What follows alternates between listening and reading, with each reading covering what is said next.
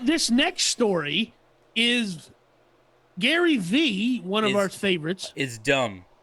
This next story is dumb. Well, the way you said that makes it sound like you think Gary V is dumb. I don't think he's dumb. I think he's very smart. No. The story. Okay, let me look. I have to bag on Danny all the time about things, and one of the things that I get onto him for is, look, Danny. I'm willing to admit this. Curates, right? Curates. Yeah. He Curates finds the stories that we talk about 99% of the time, and I appreciate him for that. Blah blah blah. Yada yada. Whatever. The point is, though, when Danny sends me the stories we're going to talk about, normally they have links associated with them that says, hey, basically, here's where I'm getting this information. Here's why I think this story is important. The problem is sometimes the stories where Danny curates the content is so far outside the box of what the story is, it's asinine. This is one of those stories. So what is the subject matter, Danny? Okay, so the general thing I wanted to talk about was, yes, as cannabis. I think that's the appropriate usage here. I don't think we're allowed to say the other word.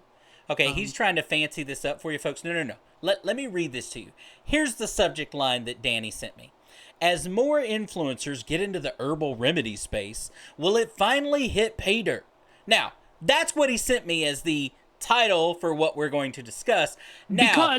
Let me tell you why. No, let me tell you why it's pay dirt. Because Dan Bilzerian, who is a social influencer, an Instagram, like the original male Instagram model, that's unfair, but he got into the business with his business with Ignite, and he lost $100 million the first year, right? So some of the larger players that are getting into it are not turning a profit. They're losing money.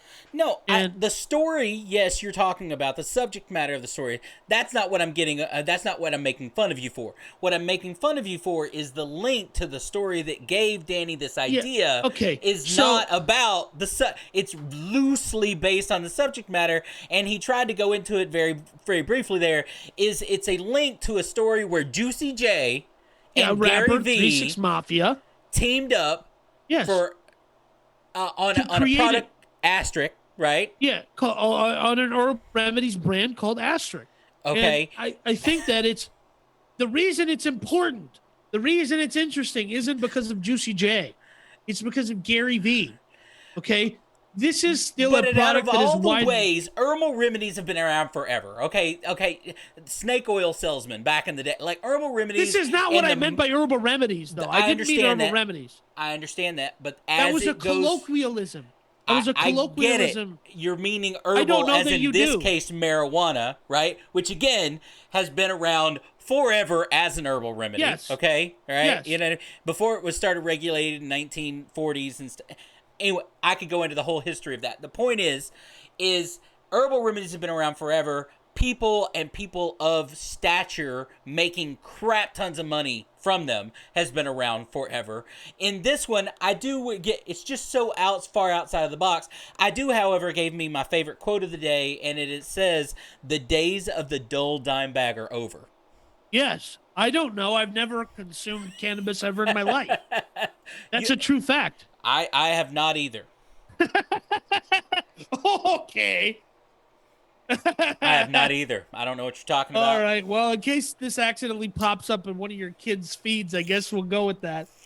But no, I just think it's interesting that we're seeing this, which is a technically federally illegal business. Yes. But so widely legal in so many states. Some like 30 states or something have already hit legalization. Sure. There is bound to be a Philip Morris type company that emerges as the dominant player. And why wouldn't it be? Like Mike Tyson has a huge, massive marijuana farm, a cannabis farm. Yeah, and CBD oil, and look, how many companies are out there right now? Thousands of websites out there. They're trying to get off the ground of selling their version, their formula of CBD oil and products like the Cheech, and lotions. And Cheech or Chong, one of those guys, has a CBD CBD company. I Yeah. bought their CBD gummies. It didn't work for me. Well, and that's my point. Look, this is my issue with the entire industry of Oh, here we remedies, go. herbal remedies, and stuff Big like that. man has another issue with something. What's new? I have an issue with anything that says they do something that they don't. That's what I have an issue with. Okay, I'm sorry. I have what they call integrity, right? That I have an issue with any product, problem, anything that's promoted that doesn't accomplish the goal that it sets forth. Now, you can't do it everywhere. Here's what I used to work in pharmacies back in the day. It was my first real big job, was working in pharmacies, and my whole thing was people would come up to the counter and they say, "Hey, does fill in the blank product, right? Over the counter herbal remedy, blah blah blah. Does fill in the blank fat reducing product work?" And my answer to them always was, if it worked 100% of the time for 100% of the people, it would be back here behind the counter making $1,000 a bottle and not making out there making 30. And it's the truth. Okay. Right? So the point I was trying to talk about was not what Big Man is talking about, is not his gripe. Okay. And I will say, I'm telling you my opinion. But right. Go ahead. I'm just saying, Jessica Alba owns a company called Honest or something like that. They sell cleaning products. Right. I just think we have reached a point now where there's wide legalization in states, and in a country, for instance, like Canada, where it's legal across the whole country, where we are now going to see influencers openly having their own brand in the space. And I just thought that was interesting. And when you I don't know that it's look, have you never heard of Snoop Dogg? This guy's been openly for this industry for 30 years. Okay? Yeah, I know. But listen, I'm just saying that I think this was interesting because it's Gary Vee. When you see a guy who has an institutional venture capital fund, RSE Vayner, when you see a guy like that, you put his name behind something, it creates a sense of legitimacy. And I think we're approaching a point where... I disagree. I had the utmost respect for Gary Vee. You know this. You and I both big Gary Vee fans. I don't know that I know this. Okay, you and I both big Gary Vee fans, right? Who isn't? But that's my point, is again, just because Gary Vee went into business with this guy does not automatically give him credibility. Okay, that's you say this guy. Juicy J is a multi-platinum award-winning rapper. Okay, it doesn't Memphis matter. Tennessee, baby, come on. Okay, that doesn't make him a herbal remedies specialist. Okay, he's a rapper. All right. Yeah, no, actually, it kind of does. Well, actually, maybe you're wrong. In this particular situation, you're wrong. Okay, that actually makes him an expert. My point though is he's not. You know what I mean? Nature made or whatever. Let me. Oh my goodness! I'm not talking about natural remedies across the board. I understand what you're talking about. I don't think you do. I 100% know what you're talking about. Okay. Now let me ask you. Let me pose this question to you. Okay. When you see institutional investors get involved in a business that is federally illegal, you don't think it lends credibility to the entire industry? You don't think Gary Vee's going in his office in the stockyards in New York going, well, federal legalization is probably around the corner. Might as well jump in early, right? I would agree to that. I would agree that federal legislation is right around the corner. There's legislation introduced, right? Yeah. Absolutely. And should you hedge a bet into that in a what you think is a budding, no pun intended, budding market, right? But I agree with that. However, this is one of the dumbest ways I could ever think to go about it. Why?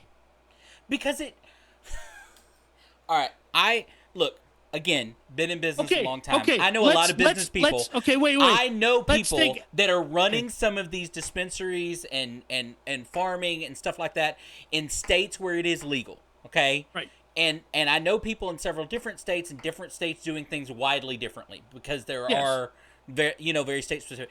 Yeah. So there are a billion ways to get a piece of this industry that aren't this dumb. Okay, let's clear the slate. Let's say how do you do it? If you're a big man, Dude, how do they're you get into the already business? doing it. Okay. You either grow or you dispense. It's not brain science. Here's my deal.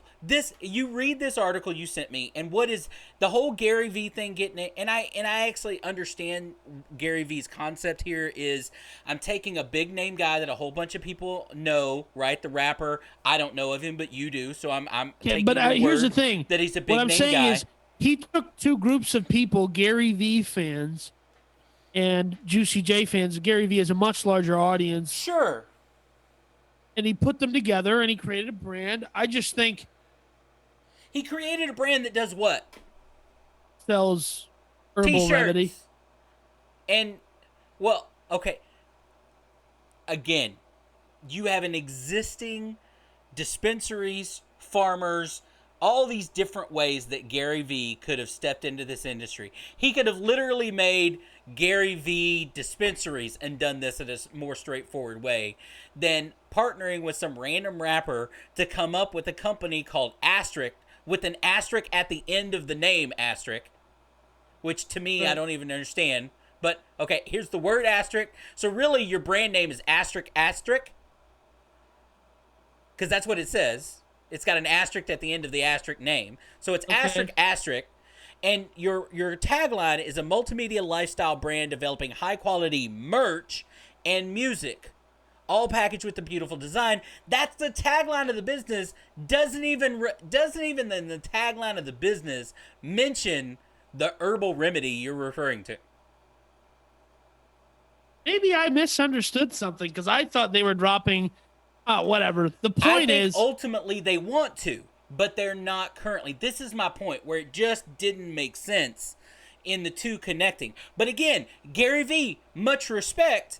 And if he wants to dip his toe into the herbal remedy market, the CBD market, the marijuana market, I am all for it. I agree with you in that there's already legislation in the national government under the current administration trying to get this out of that Control 1 category. And by the way, did all you know that Gary V owns Green Street Agency, which is a creative agency dedicated to cannabis, co-owned by Gary Vaynerchuk.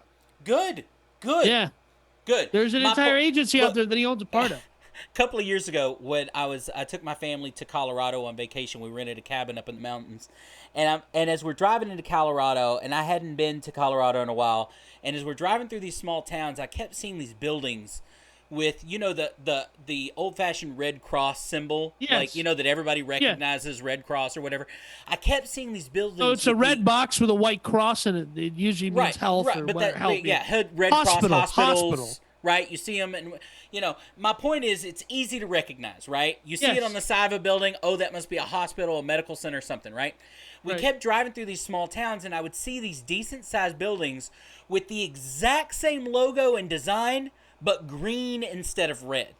And I'm like, what the hell is this? Yeah, right. And I kept seeing them over and over, and it wasn't until we got all the way to our cabin, and I sat down, and I just finally got to me where I had to Google it, and apparently that symbol means that they sell marijuana there, right? That because it's legal in Colorado. And I'm like, but they took the exact, like it's a replica of medical, and just put it green instead of red. And again, I think it's a little brilliant on, you know what I mean? The back, I mean, it's an easy recognizable, symbol, and it being green and all that. It's definitely an industry that, look, I'm all for it. I'd be a little, if I wasn't saying that I would love for the state of Texas to do that, because I've got the inside track on that business as far as getting the, you know what I mean, suppliers that I know from other states and stuff like that to hook up with dispensaries here in Austin. I'd be all for it. But let me tell you something. Do I think it's going to happen in Texas before the national government does it? No. No. When Nevada hit legalization, I was in Austin, and my first thought was, I need to move to Las Vegas and become the cannabis king of Nevada. And I didn't do it, and to this day I regret it. Well, I bet look, and this is an industry that this is one of those that look.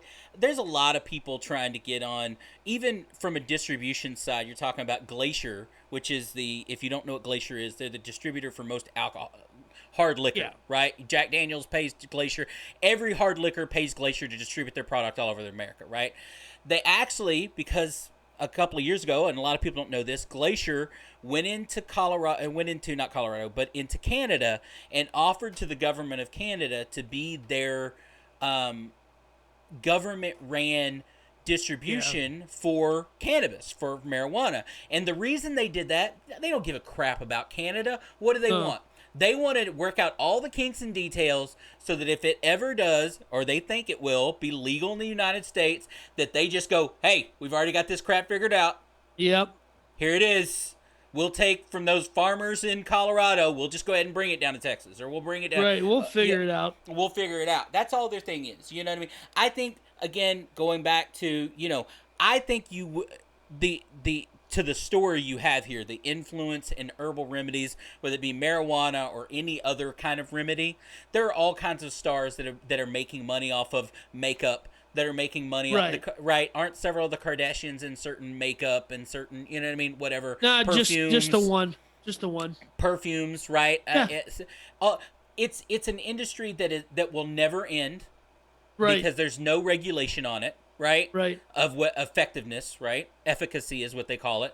There's no boundaries what you can say. No, something the Kardashians, the daughters were at some point in time pumping diet pills. And they got Didn't paid. they get in trouble though? Didn't they get in trouble? I'm sure they did, but I'm sure they got paid $200 million, and then they had to pay a $1.8 million fine. That's right? probably Going what back it ended up being. One of the speaking of that, and I know because we talked about hedge funds and stuff like that. Did you see that thing? Just because it came up, and I'm going to talk about it. The hedge fund guy that did a news article today, that did an interview, and said because they're getting beat up on all this stock stuff, the GameStop or whatever, says that it threw a pitch fit like a 2-year-old, diaper wearing 2-year-old or whatever, and said that this shouldn't happen to them. That he paid he's a 3.3 billionaire, right? $3.3 billion. That's not a lot of billions. But his fine for insider trading last year was $5 million. So my point is like you just said with the Kardashians and any remedy they were pushing or whatever, if they made $200 million and they got fined because they were doing something wrong or whatever, $10 million, the math works out, baby. The math works out. And that's why these remedies will go forward. I'm not surprised Gary Vee is doing any of this. My point is I think it's kind of lame that he did it in this way, partnering with this guy. And that's what I'm saying. Yeah. So let's just wrap up this story where Big Man complains about everything. Let's close up this episode. I don't complain about everything. You've literally said I don't complain about everything, that I'm very optimistic. But because I complain about one of your stories, come on. Yeah, okay. And this is this is Danny of Idiots versus Idiots, and I'm just gonna sign off with a pro tip for all of you. If you read the subtitles of an entire season of any show on Netflix, counts as reading a book. You are such an idiot. Right back at you, Slick. I'm gonna quit this show. It's awful. Me too.